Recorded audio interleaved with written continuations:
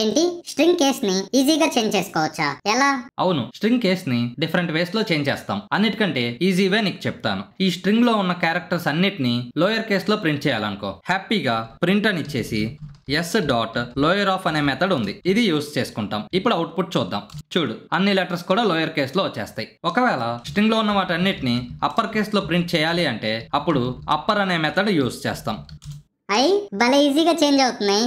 ఇవే కాదు, ఇంకా ఉన్నాయి, అవి కూడా చెప్తాను. ఒకవేళ ఈ స్ట్రింగ్ లో ప్రతి వర్డ్ కి ఫస్ట్ లెటర్ క్యాపిటల్ లెటర్ వచ్చి మిగతా అన్ని స్మాల్ లెటర్స్ రావాలనుకో, దానికోసం ప్రింట్ అని ఇచ్చి s.title of అనేది ఇస్తాం. ఈ మెథడ్ యూస్ చేసుకుంటే హ్యాపీగా అన్ని వర్డ్స్ లో ఫస్ట్ లెటర్స్ క్యాపిటల్ లెటర్స్ వస్తాయి, మిగతావి స్మాల్ లెటర్స్ వస్తాయి. ఇలా కాకుండా న్యూస్ పేపర్ లో కానీ అలా చూస్తే మొత్తం టెక్స్ట్ లో స్టార్టింగ్ ఒక్కటే క్యాపిటల్ లెటర్ ఉంటుంది, మిగతా అన్ని స్మాల్ లెటర్స్ ఉంటాయి. అలా చేయడం కోసం ఇంకొక మెథడ్ ఉంది, ప్రింట్ అని ఇచ్చి s.capitalize అనేది ఉంది.